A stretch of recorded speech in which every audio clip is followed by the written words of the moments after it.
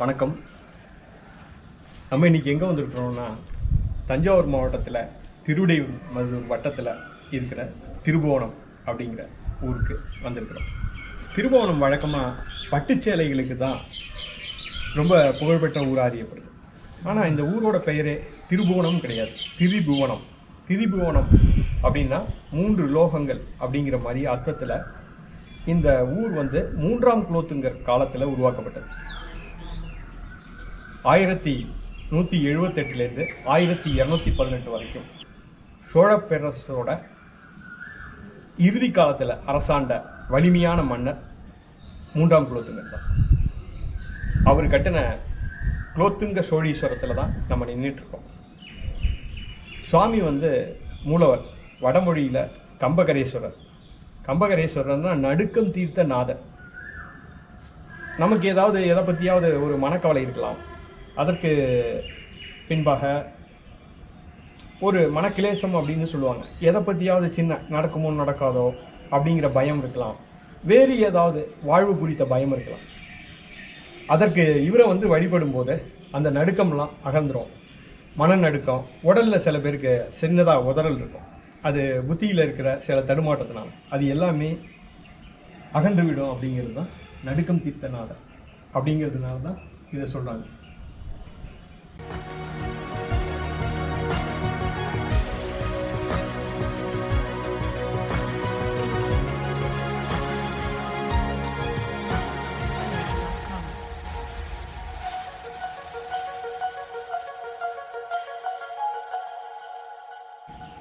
மொத்தம் சோழகால கோயில்களில் இந்த வகை கட்டமைப்புக்குரியவை 4.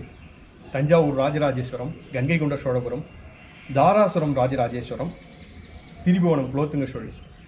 இதுவும் கிட்டத்தட்ட நம்ம தஞ்சை பெரிய கோயில் மாதிரி விமான அமைப்பு. நுழைவாயில் இருந்தால் அதுக்கு கோபுரம், பின்னாடி இருந்தால் கருவறைக்கு மேலே இருக்கிறதுக்கு விமானம்னு பேர்.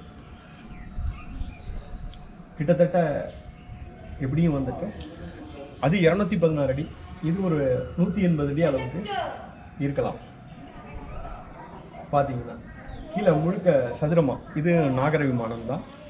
சதுரமாக ஆரம்பித்து சதுரமாகவே போய் கடைசி வரைக்கும் போயிட்டு அந்த ஸ்டோவி மட்டும் பட்டமாக முடியுது. மேலே கலசம். 3ஆம் குலோத்துங்கரோட கட்டப்பட்ட அற்புதமான சோழர் கால கோயில்களில் இது ஒன்று.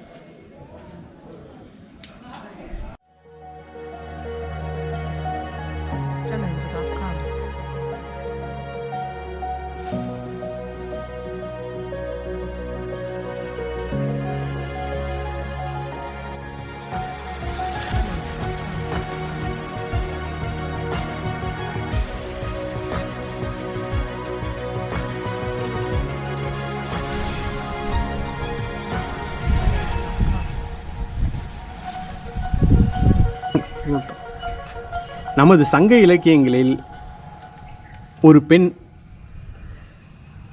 புலியை முரத்தால் அடித்து விரட்டிய விஷயம் சொல்லப்பட்டிருக்கு. அதற்கு நிகரானதொரு சிற்பம் இங்கே இருக்குது.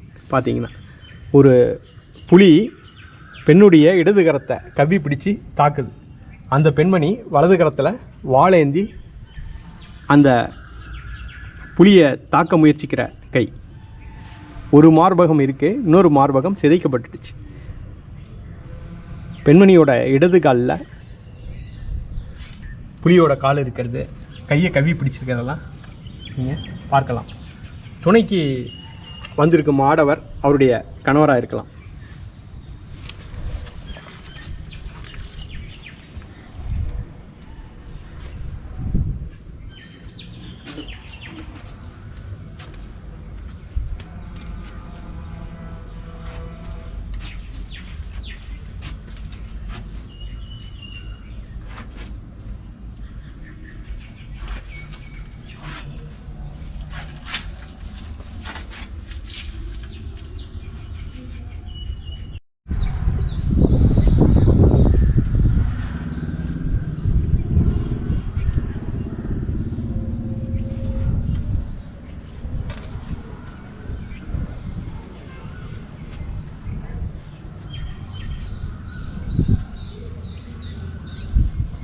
மனித வாழ்க்கை வந்து கேலி, கிண்டல், விளையாட்டு, பிணக்கு, வருத்தம் எல்லாம் கலந்தது.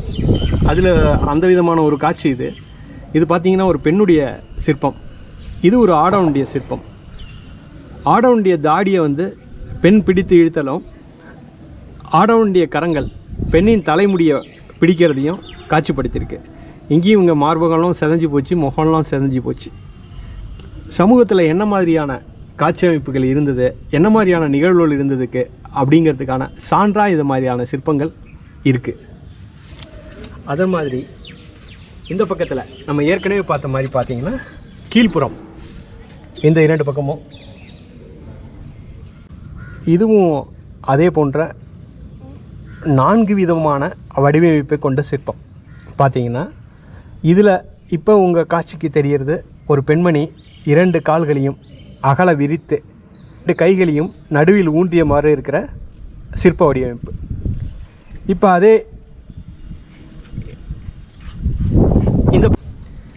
இப்போ அதே பெண்மணி உடலை வளைத்து பின்பக்கம் கால்களை முதுகுக்கு பின்புறமாக தூக்கி அதை வணக்கம் வைக்கிற மாதிரியான ஒரு சிற்ப அமைப்பு நம் கண்களுக்கு புலப்படும்.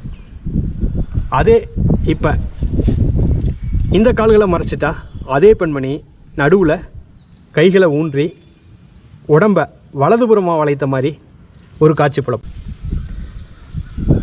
இப்போ இது மாதிரி மறைச்சா அதே பெண்மணி கைகளை ஊன்றி இடதுபுறம் அவங்க உடம்பை வளைச்சிருக்கிற மாதிரி தோற்றம் தரக்கூடிய சிற்பம்.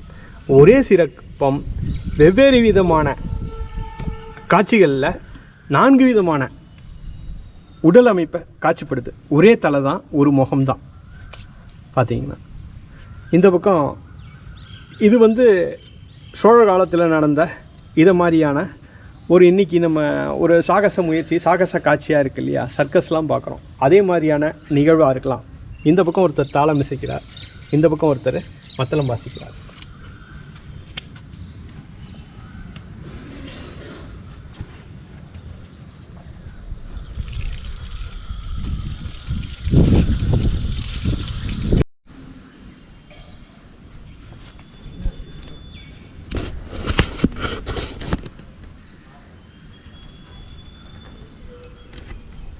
இது லிங்கோத்பவருடைய சிற்பம்.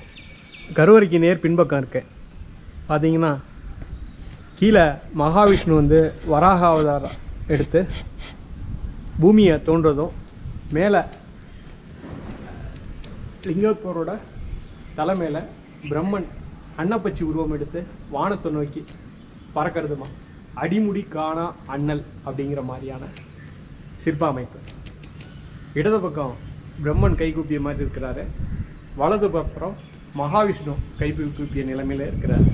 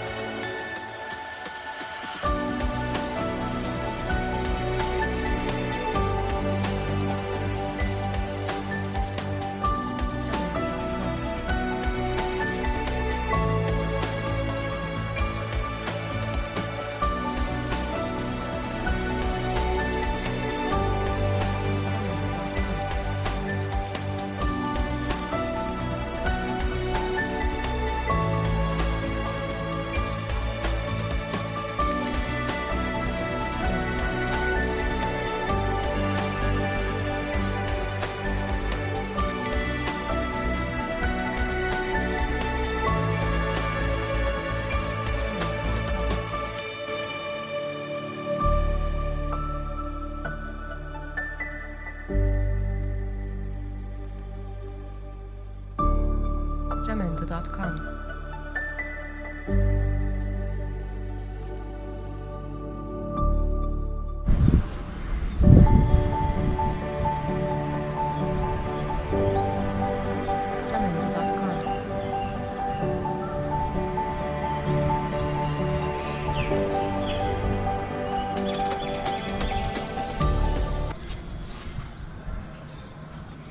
இந்த கருங்கற்கள் மேலே பூசப்படுற ரசாயன வர்ணம் பார்த்தீங்கன்னா அந்த கருங்கல்லையே அப்படியே கொஞ்சம் கொஞ்சமாக அரிச்சு செதைச்சிடும்.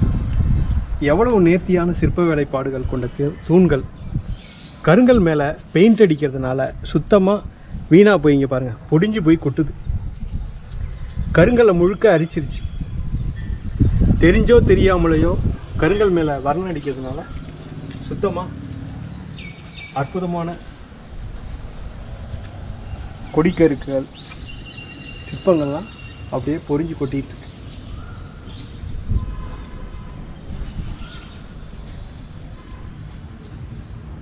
கருங்கல் மேலே வர்ணம் அடிக்கவே கூடாது. இப்போ பாருங்க முழுக்க கருங்கல்லையே அரிச்சு எடுத்திருக்கிறது உங்களுக்கு தெரியும்.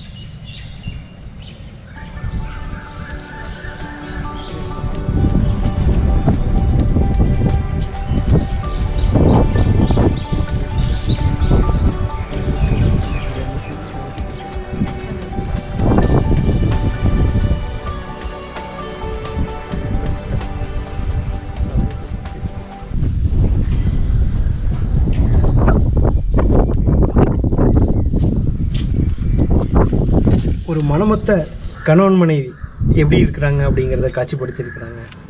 அதற்கப்புறம் இங்கே சிங்கத்தின் மேலே ஒரு வீரம்.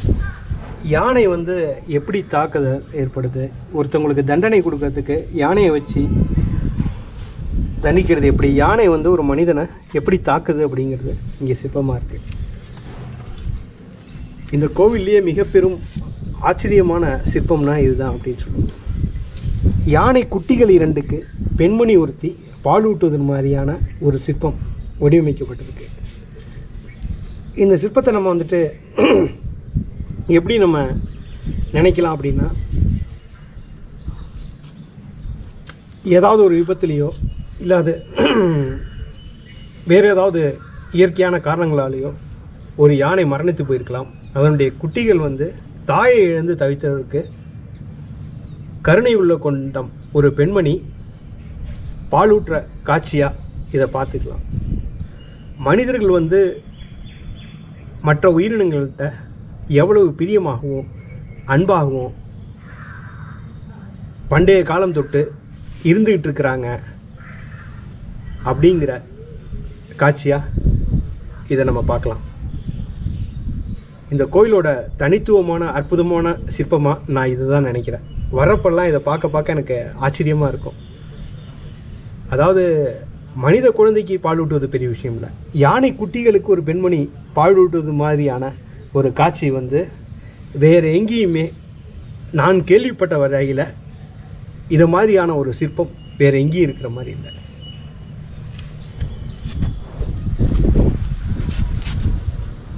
அதே ஒரு பெண்மணி பாருங்கள், யானையை பார்த்து பயப்படுற குழந்தைக்கு அடுத்தது அந்த பக்கம் போகிற மாதிரி யானை துதிக்கையை வச்சு கிட்ட வர மாதிரி, இந்த பக்கம் ஒரு சிங்கம் மானை அடிக்கிற இன்னொரு மான் படுத்திருக்கு. அங்கே பாருங்கள் இன்னொரு மான் தலை மட்டும் இருக்குது. அது காட்சிக்கு படுத்திருக்கப்பட்டதே ஒரு உடம்புல 2 தலைகள். ஒரு மான் படுத்திருக்கிற மாதிரி காட்சி, இன்னொரு மான் நிமிர்ந்து பார்க்குற மாதிரி காட்சி.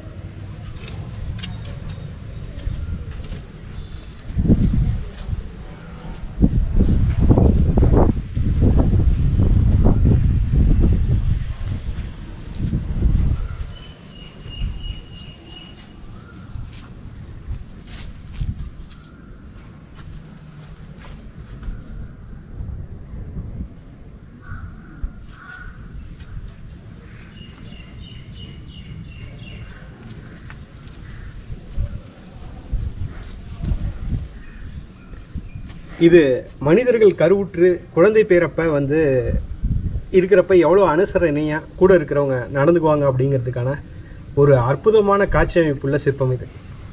உங்களுக்கு தெரியுமா அப்படின்னு பாருங்கள். கருவுற்ற யானை யானைக்குட்டியை ஈனுது. அதற்கு ஆதரவாக இன்னொரு யானை அதனுடைய வயிற்றை தும்பிக்கையால் தாங்கி பிடிக்குது. வலி பொறுக்காமல் கத்தி தும்பிக்கையை தூக்குற தும்பிக்கையை உடைக்கப்பட்டிருக்கு. இந்த இன்னொரு யானை அதற்கு பின்பக்கமாக வாழை ஆதரவாக பிடிச்சிருக்கு. யானை குட்டி பாருங்கள் வெளியில் வர்றது காட்சிப்படுத்தப்பட்டிருக்கு. யானைகள் சோழ படைகளில் கணக்கில் அடங்காமல் இருந்தன அப்படின்னு சொல்லி கணக்கற்ற யானைகள், பல்லாயிரம் யானைகள் கொண்ட படை இருந்தது அப்படின்னு சொல்லி நம்ம கல்வெட்டு சான்றெல்லாம் இருக்குது. இப்போ யானை கூட எவ்வளவு நெருக்கமான தொடர்பும் யானைகள் பற்றிய அறிவும் நமது முன்னோர்கள் பெற்றிருந்தனர் அப்படிங்கிறதுக்கு இதெல்லாம் சாட்சியான சிற்பங்கள்.